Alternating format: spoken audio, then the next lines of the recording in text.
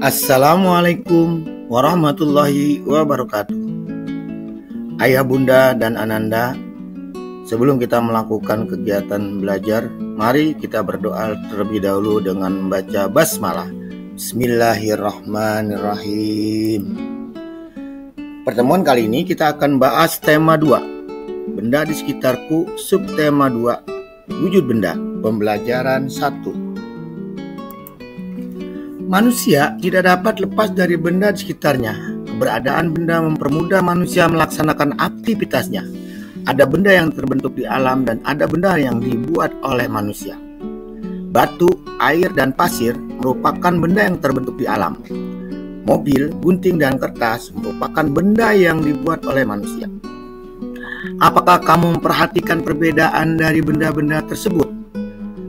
Benda dapat dikelompokkan dalam 3 wujud. Wujud apa sajakah itu? Yuk kita pelajari bersama. Ayo membaca. Wujud benda. Setiap benda pasti memiliki wujud. Wujud benda ada 3, yaitu benda padat, benda cair, dan gas. Tas, buku, dan pensil berwujud padat. Minyak dan air berwujud cair. Gas hidrogen dalam balon berwujud gas. Dapatkah kamu menyebutkan contoh lainnya? Wujud benda terbagi 3, padat, gas, cair. Di dapur Dayu melihat benda-benda yang digunakan untuk memasak. Banyak pula bahan untuk dimasak seperti bawang, cabai, minyak goreng, dan kecap. Perhatikan gambar dapur rumah Dayu berikut ini. Ayo mencoba. Amatilah lingkungan sekolahmu. Kamu tentu dapat menemukan benda padat, cair, dan gas. Tuliskan benda-benda tersebut dalam kotak berikut ini.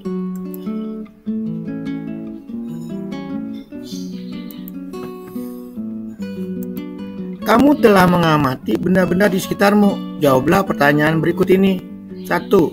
Benda dikelompokkan ke dalam 3 wujud. Tuliskan 3 wujud benda tersebut. 2. Tuliskan 2 contoh benda padat di sekitarmu. 3. Tuliskan 2 contoh benda cair di sekitarmu. 4. Tuliskan 2 contoh benda gas di sekitarmu. Ayo mengamati. Pernahkah kamu naik alat transportasi seperti pada gambar? Ataukah kamu termasuk ke dalam wujud benda? Apakah motor itu? Pada hari Minggu, Edo dibonceng ayah ke rumah nenek. Edo dibonceng ayah dengan motor. Perhatikan denah jarak ke rumah nenek berikut ini.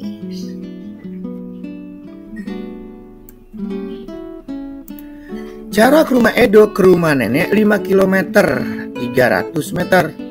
Jarak ini dapat ditulis 5 km lebih 300 m. Jarak dari rumah Edo ke kebun binatang 1523 meter. Satuan kilometer ditulis km dan meter ditulis m adalah satuan untuk menyatakan jarak. 1 km sama dengan 1000 meter.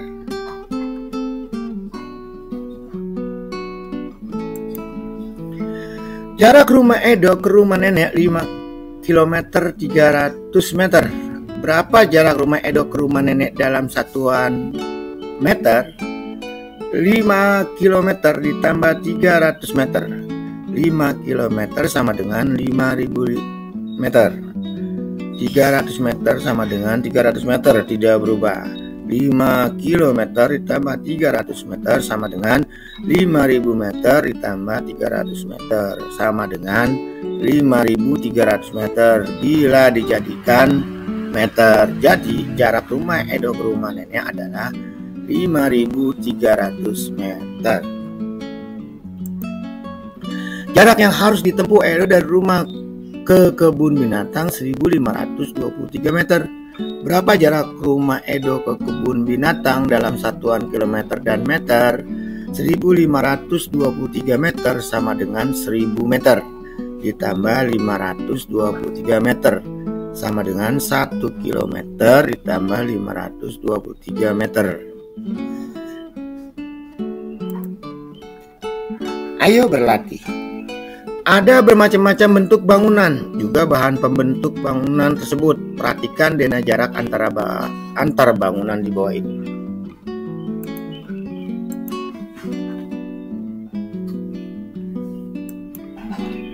Tentukan jarak dalam satuan meter. Rumah Siti ke sekolah berapa kilometer? Rumah Udin ke kantor pos berapa kilometer? Sampai meter sama dengan berapa meter? Rumah Siti ke rumah Udin berapa kilometer? Lebih berapa meter? Kalau dijadikan meter, berapa semuanya? Berapa meter? Nomor 4. Rumah Siti ke pasar berapa kilometer? Lebih berapa meter? Kalau dijadikan meter semuanya, berapa meter?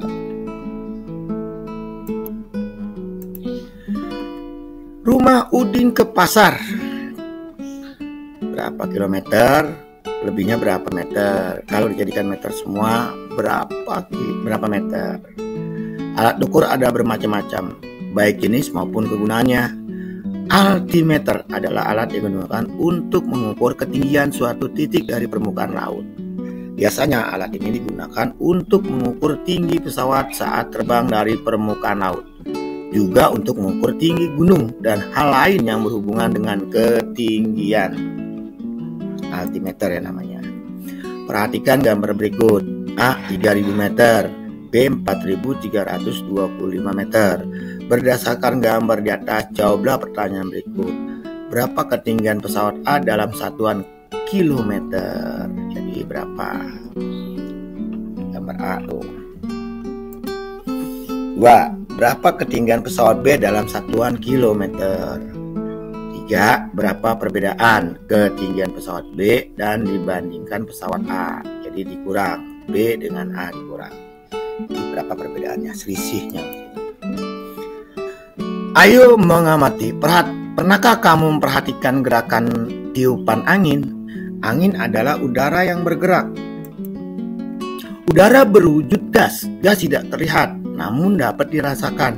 Tiupan angin ada yang kencang, lembut, dan sepoi-sepoi. Ada juga angin yang bertiup sangat kencang, seperti angin topan, angin puting beliung, dan lain-lainnya. Sekarang coba kamu bergerak seolah-olah seperti kertas yang tertiup angin. Perhatikan gambar berikut. Gerakan angin sepoi-sepoi bergeraklah lemah ke kiri dan ke kanan. Jika angin kencang, bergeraklah dengan hentakan yang kuat ke kiri dan ke kanan. Jika angin puting beliung, geraklah berputar. Ini gerakan lambat, angin sepoi-sepoi. Ini gerakan cepat, angin topan. Anak bergerak, ini gerakan berputar, anak bergerak berputar. Ini angin puting beliung.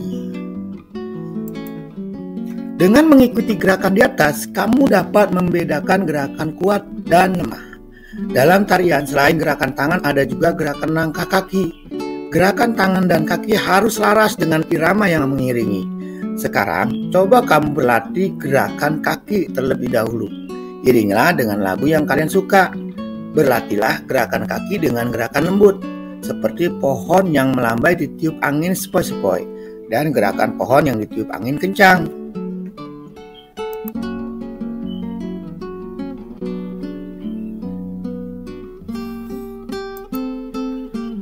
Nah, demikianlah pembelajaran kita kali ini. Mari kita tutup dengan membaca hamdalah. Alhamdulillahirabbil alamin. Sekian, terima kasih. Wassalamualaikum warahmatullahi wabarakatuh.